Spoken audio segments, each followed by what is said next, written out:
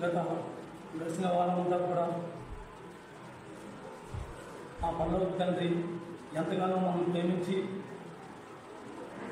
ఆయన ప్రణాళిక చొప్పున ఆయన సంకల్పం చొప్పున మనందరినీ కూడా ఈరోజు సంఘముగా కూర్చి ఆయన స్తుతించడానికి గణపరచడానికి మనకి సమయం ఆయన ఇచ్చింది కాబట్టి ఆయన ఎంతైనా మనం స్తుతించాలి, గణపరచాలి. అలాగే దేవుణ్ణి ఆరాధించేవారు ఆత్మతో సత్యంతో ఆరాధించగలరు. ఎప్పుడైతే దేవుని యొక్క సంకల్పం చొప్పున మనం జీవిస్తామో, ఏ వాక్యం అయితే మనం విని దాన్ని అనుసరిస్తామో అది దేవునికి ఆరాధన. అంతేగాని మందిరంలో కూడుకుని 4 మాటలు చెప్పుకుని 2 పాటలు పాడుకుని కానుకలు వేసుకుని వెళ్ళిపోయేది ఆరాధన కాదు. వ్యక్తిగతంగా మన జీవితం యథార్థత కలిగి సత్యముగా మనం జీవించడమే దేవునికి ఆరాధన. మనం ఏం చేసినా అది సత్యమై ఉండాలి, యథార్థత అయి ఉండాలి. అది దేవునికి ఆరాధన. ఇదో నామకార్థంగా నలుగురితో పాటు మందిరానికి వచ్చాను, మందిరంలో కూడుకున్నాను, ఈరోజు గడిచిపోయింది, మళ్ళీ వారం దాకా నన్ను ఎవరు పిలవరు, నా ఇష్టార్థాన్ని నేను జీవించుకునేది ఆరాధన కాదు. ప్రతిరోజు ప్రతి పూట ప్రతి గంట ప్రతి గడియ మన సంభాషణ దేవుడితో ఉండాలి, కానీ వ్యర్థంగా కాదు. కాబట్టి మనం దేవుణ్ణి ఎలా ఆరాధించాలి? దేవుడికి మనం ఏమిస్తే ఆరాధన అవుతుంది? మనం కానుకలు వేసుకుంటే ఆరాధన అవుతుందా? మందిరంలో పనిచేస్తే ఆరాధన అవుతుందా? భోజనాలు పెట్టుకుంటే ఆరాధన అవుతుందా? ఏం చేస్తే ఆరాధన అవుతుంది? సజీవ యాగముగా మన శరీరాన్ని దేవునికి సమర్పించుకోవాలి. ఎప్పుడైతే సజీవ యాగంగా దేవుడికి సమర్పించుకుంటామో అప్పుడు దేవుని క్రియల కోసం దేవుని కోసం మనం పోరాడమే కానీ వ్యర్థమైనటివి మనం పోరాడం అలాగని వాటిలో మనం సాహిత్యం కలుగజేస్తాం. కాబట్టి మనం వ్యర్థంగా మన జీవితాన్ని మనం పాడు చేసుకోకూడదు. ఎప్పుడు కూడా మనం చేసేది దేవునికి మహిమగా ఉండాలి. మనం దేవుని కోసం మనం నిలబడుతున్నామా లేదా, దేవుని కోసం మనం కలిసి మనం పోరాడుతున్నామా లేదా అనేది చాలా ఇంపార్టెంట్. ఎందుకంటే మనమందరం ఎవరు దేవుని సైనికులు. దేవుని సైనికులు అయినప్పుడు దేవుని యొక్క రాజ్యం కోసం పోరాడాలి, కానీ ఈ భూ సంబంధమైన వాటి గురించి కాదు. ఇది చాలాసార్లు మనం జ్ఞాపించుకుంటూ వచ్చాం, చాలాసార్లు మనం ఉంటూ వచ్చాం. కానీ మానవునికి నాకైతే మాత్రం బాగా ఎక్కువ మర్చిపోయారు వాడు. కొట్లో డబ్బులు ఇస్తున్నాడు, నేను ఒకసారి నువ్వు డబ్బులు ఎప్పుడు ఇచ్చావు అని అడిగారు. నాకు బాగా మర్చిపోయి చెప్పుకున్నాను. అలాగే ఎవరైనా మర్చిపోవచ్చు. అందుకు కాబట్టి మరొకసారి దేవుడు దాన్ని నాకు గుర్తు చేశాడు కాబట్టి నేను మీతో పంచుకున్నాను. మన శరీరాల ద్వారా దేవుని మహిమపరచాలే కానీ దేవుని మహిమపరిచిన శరీరంతో మనం వ్యర్థంగా దాన్ని పాటు చేయకూడదు. ఎందుకంటే దేవుడు మనకి ఆయన ఇష్టపూర్వకంగా మనకి ఈ శరీరాన్ని ఇచ్చాడు, తను వాడుకోవటానికి, మనగా వాడుకోవడానికి కాదు. దేవుడు మన తెలియదు, మన ఇష్టాన్ని మనం వాడుకున్నాం. అందరం వాడుకున్నాం. మనం ఎవరు పరిపూర్ణం కాదు. అందరం ఒక్కరు కూడా నీతిమంతుడు లేడు, అందరూ తక్కువ అనే వచ్చిన ప్రకారం మనందరం కూడా తక్కువని వాడమే, ఎవరు పరిపూర్ణం కాదు. కానీ ఎప్పుడైతే మనం దేవుని గురించి తెలుసుకున్నామో, దేవుని గురించి మనం తెలుసుకున్న తర్వాత మన శిష్యులతో నడవాలని తీర్మానించుకున్నామో, ప్రతి విషయాన్ని మనం ఇది అంగీకరించేలా ఉండాలి. కానీ దేవుడి విషయాల్లో సంఘ విషయంలో కానీ దాన్ని మనం సజెస్టుకునే స్వభావం మనకు కావాలి. కానీ వ్యర్థంగా మాత్రం టైం గడుపుకునే విధంగా మనం ఉండకూడదు. కాబట్టి మనం ఎప్పుడు కూడా దేవునికి లోబడి ఉండాలి కానీ మనుషులు. కాబట్టి మన శరీరం ఎవరికి లోపడుతున్నాం? దేవునికి అంగీకారంగా దేవునికి అర్పణగా ఉండాలి మన శరీరం, మనుషులు కాదు. కాబట్టి ఎప్పుడైతే పౌలు సజీవ యాగంగా మీ శరీరాన్ని దేవునికి సమర్పించాలని రాశారు. రోమీయులకు రాసిన పత్రిక 12వ అధ్యాయం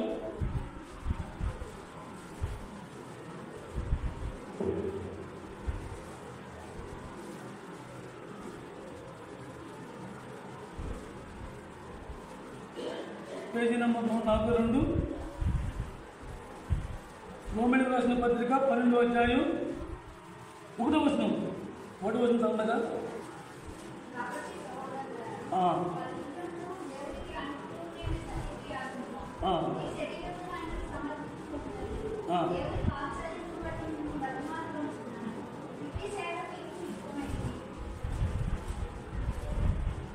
దేవునికి సజీవంగా మన శరీరాన్ని సమర్పించాలి. ఆ పాత నిబంధన కాలంలో దేవునికి బలి అర్పించినప్పుడు ప్రతి అవయవాల్ని దేని దానికి విడదీసి ఆ బలిపీఠం మీద పెట్టి దేవుడిని ప్రార్థించినప్పుడు ఆయన యొక్క దేవుడి యొక్క ఆకాశం నుండి అగ్ని దిగొచ్చి దాన్ని దహించేది. ఈ కాలంలో అయితే మనం కూడా మన కాళ్ళు కానీ చేతులు కానీ మన నోరు కానీ దేవునికి దేనికి దానికి ప్రభా ఈ చూసే కళ్ళు నావి కావు, చేసే పనులు ఈ పనులు చేసేవి ఈ చేతులు నావి కావు, నేను నడిచలే సమయాన్ని ఈ కాళ్ళు నావి కావు, నీ కాళ్ళు ఎక్కడికైతే నడిచెళ్ళాయో అలాగే నేను కూడా నీకోసం నువ్వు చెప్పిన దాన్ని నేను నడిచెళ్తా అని ఒక తీర్మానం. అలాగే ఈ చేతులు ప్రభా ఇంతవరకు నేను వ్యక్తమైన అడ్డుతో వ్యక్తంగా నేను జీవించానేమో, ఈ చేతులతో నీకు ఇష్టమైన పని నేను చేయడానికి నాకు సహాయం చేయి, నీ ఆత్మతో నన్ను నింపు. నాకు నేనైతే నేను నీ పని చేయడానికి నాకు అర్హత లేదు, నేను యోగ్యుని కాను, నాకు చేయాలని ఆశ ఉంది కాబట్టి నాకు నేను చేయలేను, నీ కృప నాకు అని దేవుడిని మనం అడిగినప్పుడు ఈ చేతులు వేరే వ్యర్థమైన వాటికి మనం ఉపయోగించుకోవాలి. అలాగే మన కళ్ళు యేసు ప్రభు అయితే ఏ విధంగా చూశారో అలా యేసు ప్రభు మనం అర్పించినప్పుడు మన కళ్ళు కూడా అదే విధంగా చూడాలి. దురాలోచనతో కానీ దురుద్దేశంతో కానీ దేన్ని కూడా మనం చూడకూడదు. అలాగే మన చెవులు అలా ప్రతి అవయవాలను దేవునికి సమర్పించుకోవడమే సజీవ యాగముగా మన శరీరాన్ని దేవునికి సమర్పించుకోవాలి.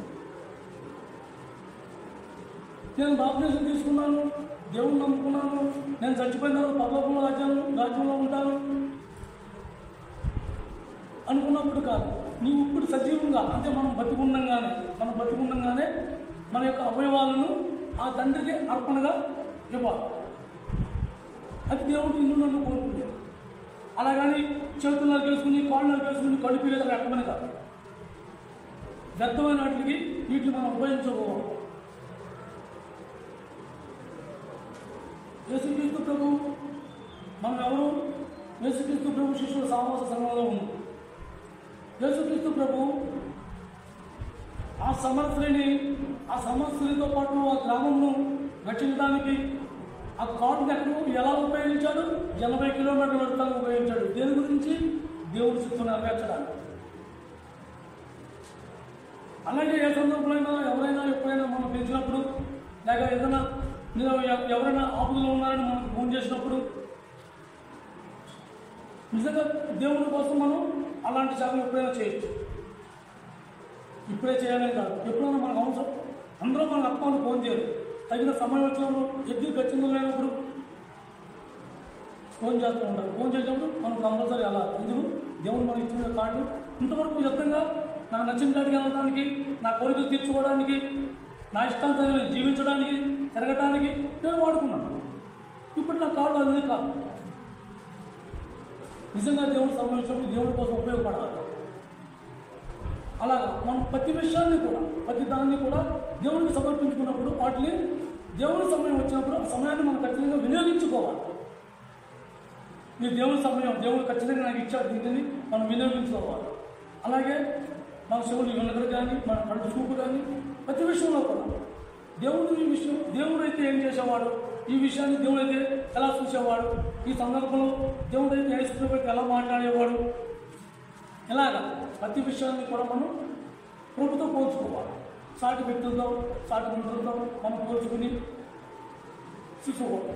ఎప్పుడు మనం మా అన్నగారు చెప్తూ ఉంటాడు, నీకు మన కొలతలో యేసుప్రభు అంతే, యేసుప్రభు కొలత చూసుకోవాలి కానీ సాటి మనుషులు కొలత చూసుకోవాలి. సాటి మనుషులు కొత్త కాదు, ఎందుకంటే నీకుండే లాభం నీకుంటుంది, నాకుండే లాభం నాకు ఉంటుంది, ఎవరో పరిపూర్ణం కాదు, అందుకని సాటి మనుషులు కొత్త కాదు.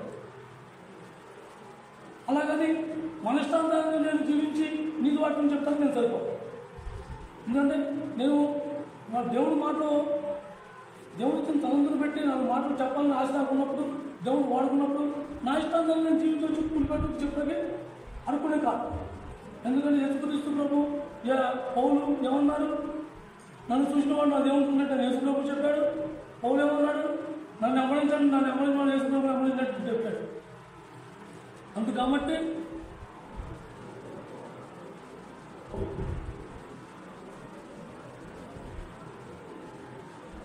నేను నీతి బోధన బోధించినంత మాత్రం నేను నీతిమంతుడు కాదు, దాన్ని నేను అనుసరించే నీతిమంతుడు ఉంటాను. అందుకే ఎప్పుడైతే మనం నేను చెప్పి దాన్ని నేను అనుసరిస్తున్నానో అప్పుడు నన్ను చూసి నేర్చుకోవడం చెప్పగలుగుతాను. నేను అనుసరించుకోవడం నన్ను చూసి నేర్చుకోవడం చెప్పడానికి నాకు అర్థం లేదు, ఎందుకంటే నేను అలా జీవించట్లేదు, నా జీవితంలో లేదు, సత్యంగా లేదు. సత్యంగా లేనప్పుడు మీకు ఎలా చెప్తాను నేను? కాబట్టి ఎప్పుడైతే నేను యథార్థంగా జీవిస్తున్నానో అప్పుడు నన్ను చూసి నేర్చుకోవడానికి అవకాశం ఉంటుంది. కాబట్టి నన్ను చూసుకుని నేర్చుకోవాలని చెప్పడానికి మనం శిష్యులుగా ఉన్నాం కాబట్టి మనం ముందు నేర్చుకోవాలి. యేసుక్రీస్తు ప్రభు ఏ విధాల్లో ఏ సందర్భాల్లో ఎలా వాడబడ్డాడో తండ్రి చేతిలో, అలాగే ఆ పరిశుద్ధాత్మ చేతిలో మనం ఎలా వాడబడుతున్నామో దాన్ని మనం తెలుసుకోవాలి, దాన్ని మనం వాడబడాలి. అప్పుడు నిజంగా మన శరీరాన్ని సత్యవయాలంగా దేవుడికి సమర్పించినట్టు. మన ఇష్టాంతరంగా మనం జీవించి మన ఇష్టాంతరంగా మనం తిరిగి ఈ ఆదివారం నేను ఆత్మని దేవుడు కల్పిస్తున్నాను, ప్రభావితం ఆత్మని దేవుడు అంగీకరించాడు. అనేకమైన లోపాలతో మనం ముందు ఉంటాం, కానీ ప్రతిసారి కూడా ఈ వర్తమానాలు మనం ఎందుకు ఆ లోపాలను సరిచేసుకోవడానికి తప్ప వర్తమానం విని ఆరాధించాలి దేవుడిని కానీ, వర్తమానం విని దేవుడిని కనపరచాలని కానీ, వర్తమానం విని దేవుడిని సంతోషపెట్టాలని కానీ కాదు. వర్తమానం మనలో ఉన్న లోపాలు సరిచేసుకోవడానికి, మనం ఎక్కడెక్కడ తప్పిపోయామో వాటిని సరిచేసుకోవడానికి, ఎక్కడెక్కడ దేవుడిని మనం దూరం అయిపోయామో దేవుడికి దాన్ని సన్నిహితంగా చేరుకోవడానికి ఇది కలయిక. ఒక దేవుడు మనందరినీ కూడా ఎవరు ఎక్కడి పుట్టామో తెలియదు, ఎవరు ఎక్కడి వచ్చామో తెలియదు, కానీ ఆయన సంఘంలో అంగముగా అవయవాలుగా మనం చేశారు. కాబట్టి మనందరం కూడా ఏక మనసు కలిగి ఉండడానికి ఏ లోపాలు అయితే మనలో ఉన్నాయో ఆ లోపాన్ని సరిచేసుకోవడానికి వర్తమానం కానీ వర్తమానం విని మాత్రం దేవుని ఆరాధించాలనేది కాదు. కాబట్టి మనం ఎప్పుడూ కూడా దేవుని కోసం జీవించాలి కానీ మన కోసం మనం కాదు. ఎందుకంటే ఇవాళైనా చచ్చిపోవడం రేపైనా చచ్చిపోవడం, సాగు 2 సార్లు 3 సార్లు అవుతారు. కాబట్టి మనం బతికిన 4 రోజులైనా ఏదో ఒక సందర్భంలో మనకు అవకాశం వస్తుంది. అవకాశం వచ్చినప్పుడు ఖచ్చితంగా దేవుని కోసం నిలబడే శక్తి మనకు కావాలి. ఆ శక్తి కావాలంటే ఎప్పుడప్పుడు మనం దేవుడితో సావాసం కలిగి ఉండాలి, ఆ ఆత్మతో మనం నింపబడి ఉండాలి.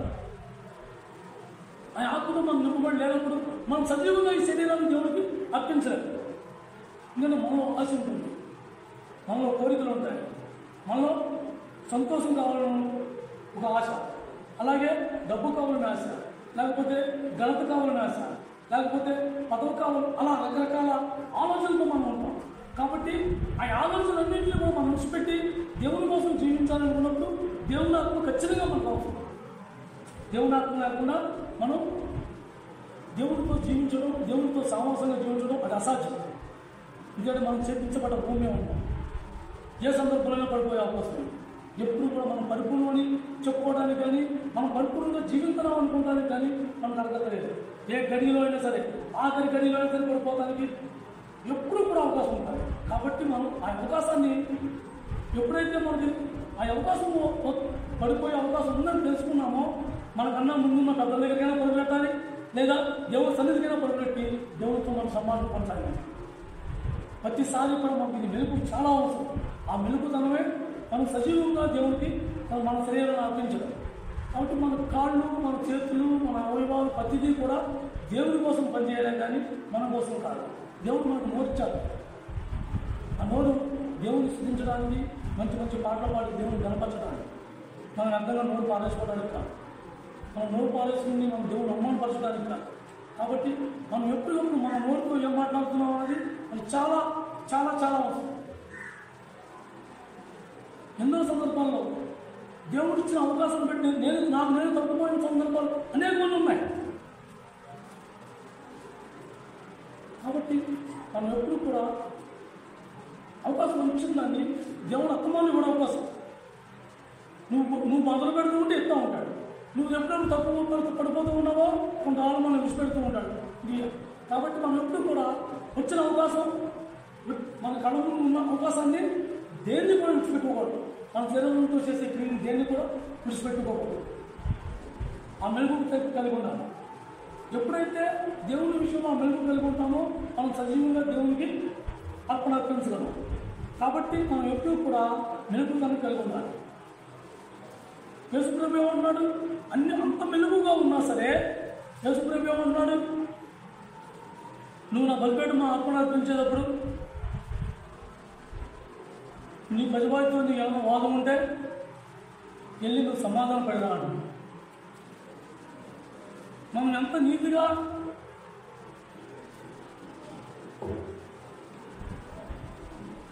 నీతిమంతులుగా మనం ప్రార్థించినా, ఎంత మనం దేవుని కోసం జీవిస్తున్నామని అర్పణ నిజంగా మనం నీతిగా ఉండి అర్పణకు వచ్చినా దేవుడు అంగీకరించాలంటున్నాడు. మత్తయి సువార్త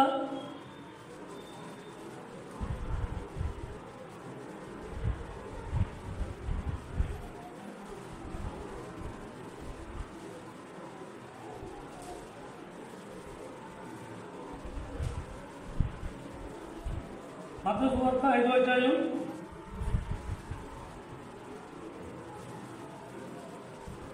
6 మత్తయి సువార్త 5వ అధ్యాయం 23-24 చదవగా.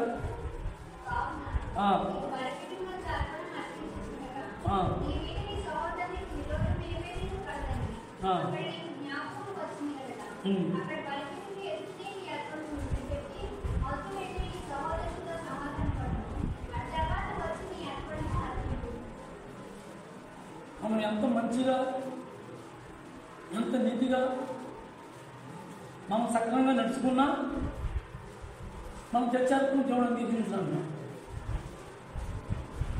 ఎందుకు? ఫస్ట్ మనం అంగీకారంగా ఉండాలి, మనం సమాధానం పడి ఉండాలి, మన పదివాదితో మనం సమాధానం పడి ఉండాలి.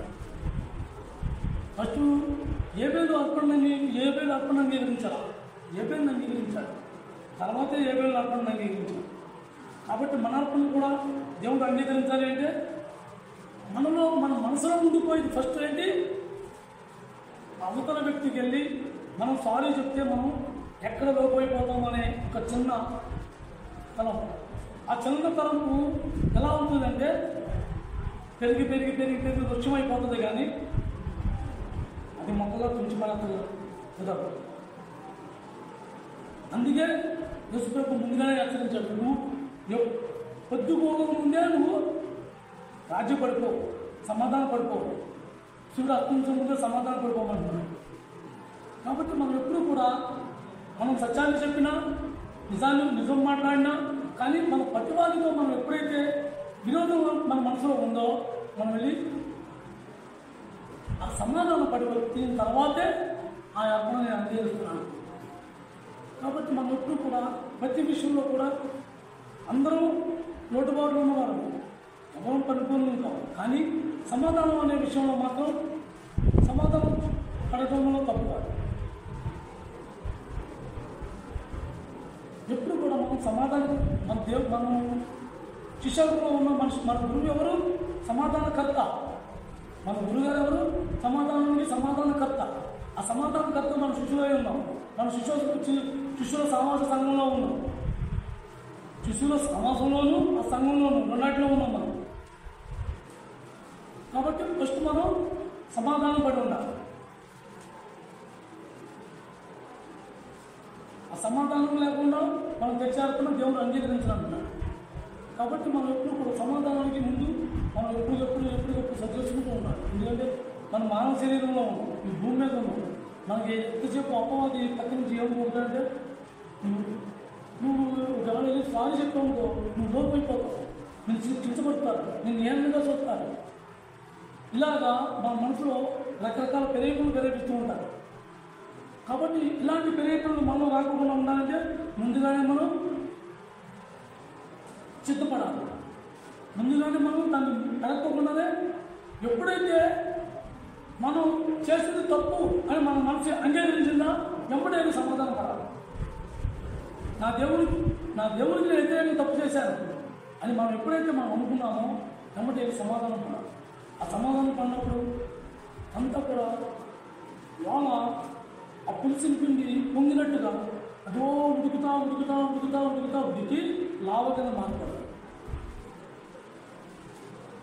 కాబట్టి మనం దాన్ని ఎప్పుడు కూడా అలా ఉడకనకూడదు, ముందుగానే దాన్ని సిద్ధపడాలి, సమాధానం పడాలి. ఆ సమాధానం లేనప్పుడు అసమాధానకరంగా మనం అర్థం చేసిన దేవుడు దాన్ని అంగీకరించాడు. కాబట్టి మనం సమాధానం కలిగి ఉన్నాం. అలాగే మత్తయి రోమీయులకు రాసిన పత్రిక 12వ అధ్యాయం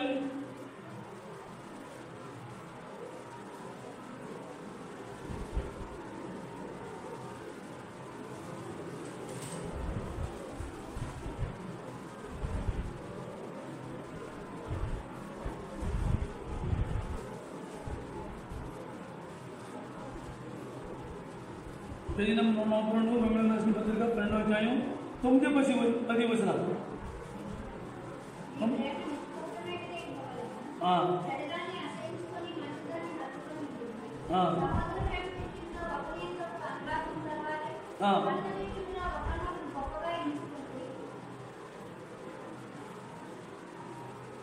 మన ప్రేమ యథార్థత కలిగి ఉండాలి.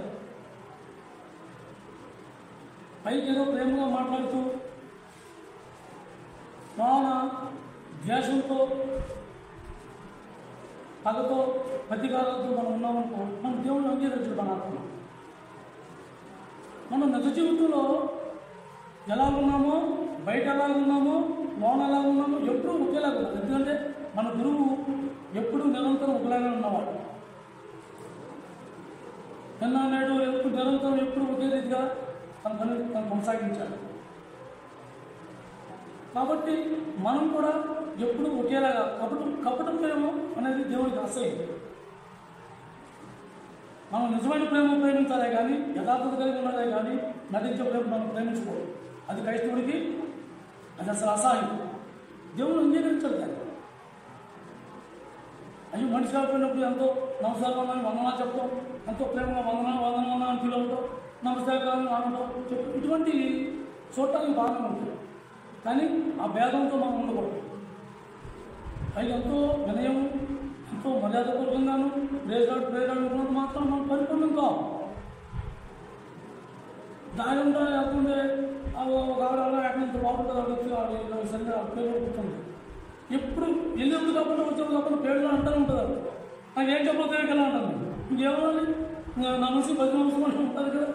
ప్రేరణ అలవాటు నాకు ఎప్పుడు మా గురుగారు నేర్పడా నేను దాన్ని నేర్చుకోవాలి. ఈ ప్రేరణ అంటూ అన్న మాట నాకు తప్పు నోడుతుంది. దాని మీద ఇలా అంటాను.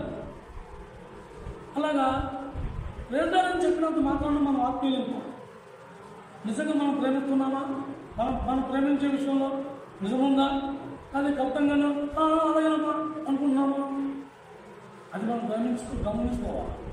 గమనించుకున్నప్పుడు మనలో ఆ యొక్క నిజ ప్రేమ లేనప్పుడు మనం అరుపులుంటాం దేవుని. అలాగే సహోదరుల విషయంలో కూడా మనం ఆ ప్రేమ మనం ఎప్పుడు కూడా కొనసాగాలే కానీ దాన్ని యథార్థత లేకుండా ప్రేమించే ప్రేమగా మాత్రం మనం మారిపోకూడదు. ఎప్పుడు ఎక్కువ రీతిగా నిరంతరం నీకు నాకు లాభం ఉండొచ్చు, మన ప్రేమ ఎప్పుడు తగ్గిపోకూడదు. ఇది దేవుని ప్రేమ. దేవుడితో మనం ఎప్పుడు కలిసి ఉన్నామా, అనేక సందర్భాలు మనం విడిపోతున్నాం.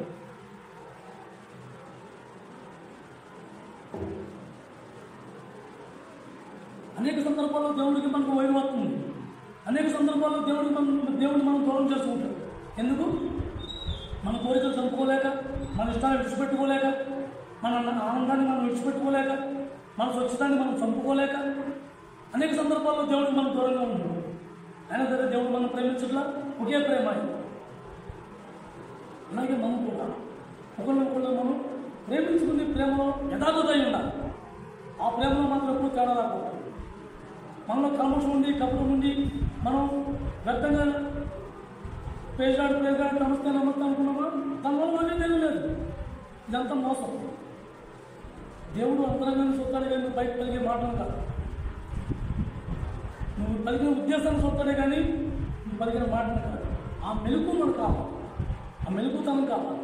మెలుకుతనం లేకపోతే దేవుడికి దూరం అయిపోతామే కానీ సన్నిహితంగా మనం ఉండలేం. రోమీయులకు రాసిన పత్రిక 3వ అధ్యాయం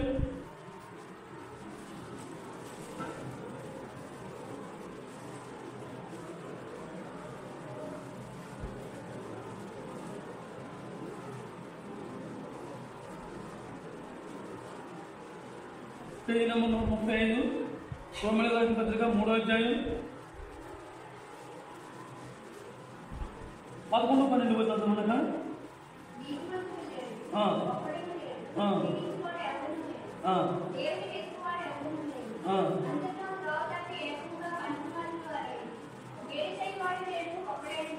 చాలు.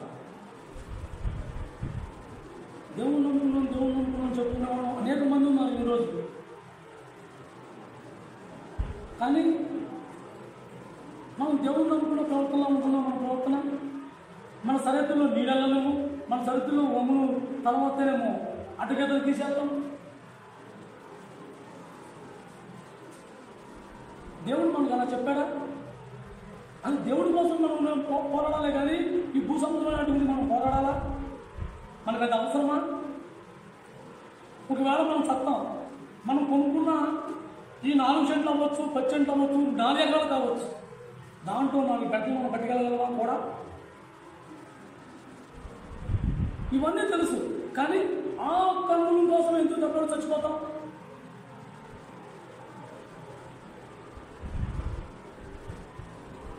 ఎందుకంటే మనలో కొంచెం ఆలోచన పుట్టేసరికి అప్పవాది దానికి ఇంకో గడ్డ వేస్తాడు, అప్పవాది ఇంకో పొల్ల వేస్తాడు. దాన్ని ఆ పొల్లేసిన దానివల్ల ఈ లోనున్నదో ఉక్రోసం బయటకు వచ్చేస్తూ ఉంటుంది. నేను రానుకున్నా, నేను చేయను, నేను కూతంగా ఉన్నాను. కానీ మనం కూడా పట్టలేదు ఏముంది. మనం కట్టుకున్న బట్టలే మనం ఉంచు, మన ఇంటిలో మనం కట్టుకున్న బట్టలే మనం ఉంచు. ఎన్నో రోజులు కొన్ని గ్యారంటీ ఉందా? ఇన్ని సంవత్సరాలు యావత్ పూర్తిగా ఇన్ని సంవత్సరాలు ఉన్నదని మనం చెప్పగలమా? ఎవరికీ తెలియదు.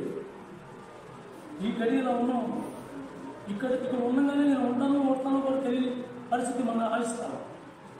ఇలాంటి దానికోసం మనం దేనికోసం పోరాడాలో దానికోసం పోరాడకుండా, దేనికోసం పోరాడకూడదు దానికోసం మనం పోరాడుతూ వ్యర్థమైన మన జీవితాన్ని మార్చుకుంటూ విలువైన సమయాన్ని, దేవుడి సమయాన్ని మనం పాడు చేస్తాం.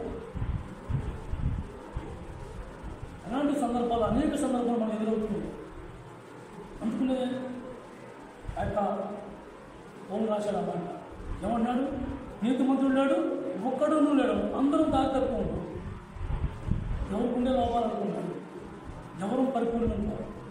కానీ మనం ఉన్న తర్వాత దాన్ని నేర్చుకోవడానికి, దాన్ని సరిచేసుకోవడానికి, దాన్ని బట్టి మనం అనుసరించడానికి ఈ వర్తమానం. కానీ వర్తమానం చదువుకుని మళ్ళీ యథారీతిగా మనం జీవించడానికి కాదు, యథారీతిగా ఎప్పుడులాగే జీవించడానికి కాదు. మన జీవితం యథార్థత ఉండాలి అంటే మనం సత్యాన్ని అంగీకరించాలి, సత్యాన్ని ఒప్పుకోవాలి.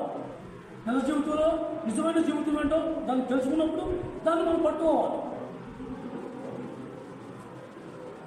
దేవుని కోసం, దేవుని సన్నిధి కోసం, దేవుని కోసం నేను నిలబడతాను, దేవుని కోసం నేను చచ్చిపోతాను, దేవుని కోసం నేను ఏమైనా అవుతాను అనుకునే వాళ్ళు అతి తక్కువ మంది ఉంటూ ఉంటారు. కానీ మనలాంటి వాళ్ళు ఎంతమంది ఉంటారు తెలుసా? అతి ఎక్కువ మంది ఉంటారు. ఎందుకు? ఈరోజు గడుపుకోవడానికి, రేపు రోజు నాకు కాదు. ఈరోజు నేను ఆనందంగా బతికేసానా, సంతోషంగా ఉన్నానా, హ్యాపీ, నా కుటుంబం, మేము సంతోషంగా ఉంటే చాలు. దేవుడితో నా సంబంధం లేదు, దేవుడి ప్రజలతో నా సంబంధం లేదు, దేవుడి సంఘంతో నా సంబంధం లేదు.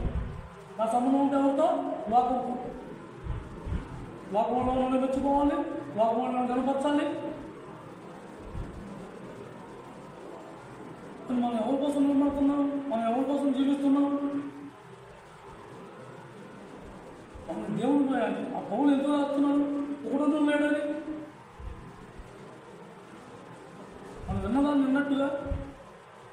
మనం ఏం చేస్తున్నాం?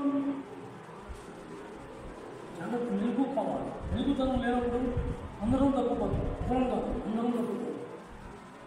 ఎప్పుడైతే ఆ మెలుగుతనం ఉండి దాన్ని సరి చేసుకునే అవకాశం ఉన్నప్పుడు మనం సరి చేసుకుంటూ వచ్చామో అప్పుడు దేవుడు దాన్ని అంగీకరిస్తాడు. మళ్ళీ యథారీతిగా మనం కొనసాగిస్తాడు. లేదా దేవుడు మళ్ళీ కష్టపడవచ్చు. దేవుడు మళ్ళీ కష్టపడవచ్చు. మనం ఎప్పుడు తప్పిపోతాం? ఎప్పుడు తప్పిపోతాం? మనం ఎప్పుడు తప్పిపోతాం? ఎక్కువ సమయం స్నేహం లోకంతో మనం గడిచినప్పుడు దేవుడి నుంచి మనం తప్పిపోతున్నాం. మన సంభాషణ లోకంలో ఉండాలి ఉన్నప్పుడు, లోకం నుండి మనం సంభాషించుకున్నప్పుడు దేవుడి విషయంలో మనం తప్పిపోతుంది.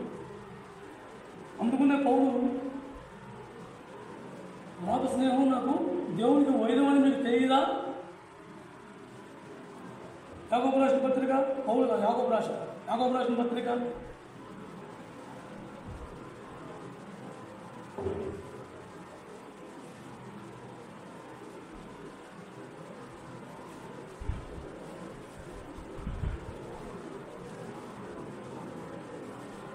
2 212 యాకోబు రాసిన పత్రిక 4వ అధ్యాయం 4వ వచనమా 4వ వచనం.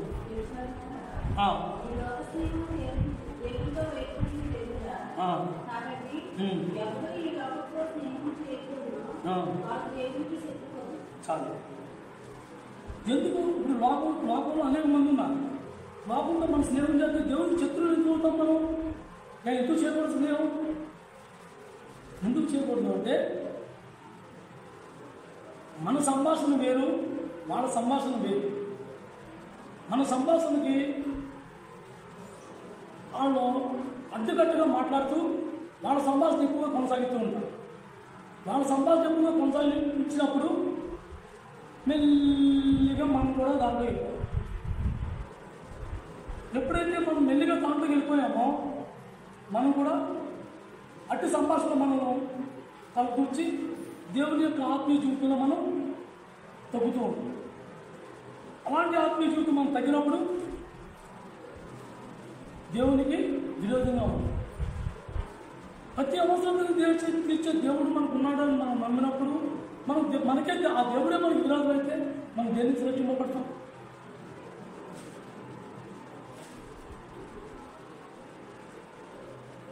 కాబట్టి మనం ఏ విషయంలో అన్నితో ఉండకూడదని అంటున్నాం. ఎందుకంటే నేను అన్నితో ఉంటాను, లోకంతో ఉంటాను, నేను లోకంలో ఉంటాను. నేను లోకంలో లేకుండా వచ్చాక నేను మేడ కట్టుకున్న మేడ నేను లోకంలో ఉంటాను, నేను లోకంతో మాట్లాడతాను. కానీ మనం ఎంతవరకు వాళ్ళతో సంభాషణ చేయాలో ఇంతవరకు చేయాలి. ఎక్కువ చేయకూడదు. ఎక్కువ చేస్తే మనల్ని కూడా వాళ్ళతో పాటు లాగే అవకాశం ఉంది. మనం తప్పిపోయే అవకాశం ఎక్కువగా ఉంటుంది. కాబట్టి దేవుడు ఆ యొక్క యాకోబుతో మాట్లాడించాడు. వ్యభిచారులు అన్నాడు. ఎందుకన్నాడు వ్యభిచారులు అన్నాడు? ఎందుకంటే మనం ఎప్పుడైతే వాళ్ళ మాటకు మనం ఐక్యత కలిగి ఉంటామో, వాళ్ళ మాటకు మనం ఆయుధ్యం పోతామో దాన్ని అది ఎవరు చేసే పని? జానపశ్రీ మాట నుండిగా నుండిపోయిందని ఎందుకన్నాడు? ఆ కీర్తనకారుడు ముందుకైనా మునిపోయిందని ఆ సొలొమోను ఎందుకు రాశాడు ఆ మాట? ఎందుకంటే ఆ మాట యొక్క వాక్యంలో జరిగే మాట ఎంత తీగా ఉంటుంది అంటే మనిషిని ఎంతవరకు వెళ్ళిపోవాలని కూడా గ్రహింపు లేకున్నంత వరకు నడిపించారు.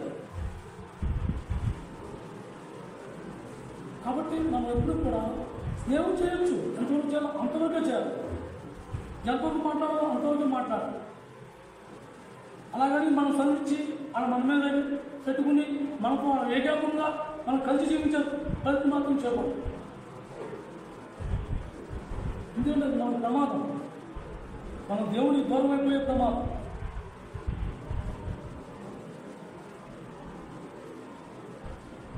అలాగే మత్తయి సువార్త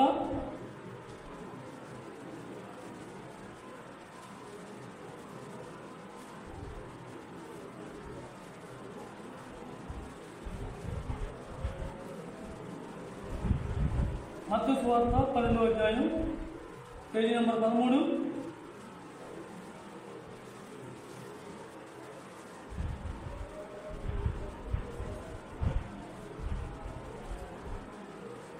36, 37 వచనం చదవమ్మా. 12వ అధ్యాయం 36, 37 వచనం.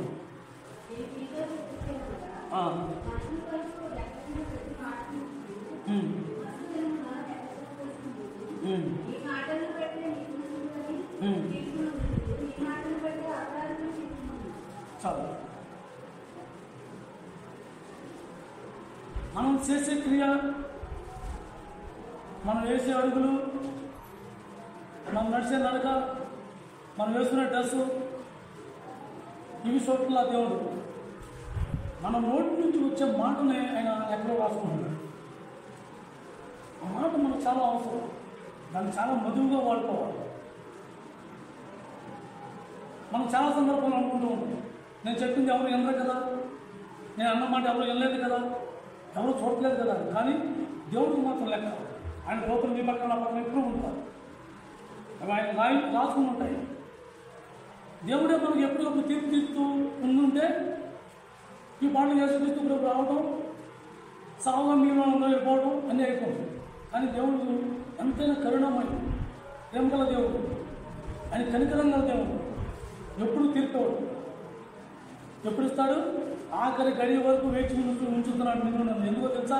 ఆఖరి గడిలో ఆ దొంగ ఒప్పుకున్నట్టయినా ఒప్పుకుని బిడ్డలు నా బిడ్డలు అసలు శాస్త్రాలని ఒక ఆశ ఆ దేవుడికి. ఆ బందిపోటు దొంగ శిలువ ఆఖరి గడిలో ఎలాగైతే ఒప్పుకున్నాడో, కనీసం ఆ ఆఖరి గడిలో ఒప్పుకుని నా సన్నిధి వస్తారు, నా బిడ్డలు నాతో ఉంటారని ఆయన దేవుడికి ఇంకో ఆశ. అందుకనే దేవుడు తన పిల్లల్ని ఎప్పుడు కూడా చెప్పించాడు. ఈ భూమి మీద తను చేసుకున్న నరుని ఎవరిని కూడా ఆయన చెప్పించాలి.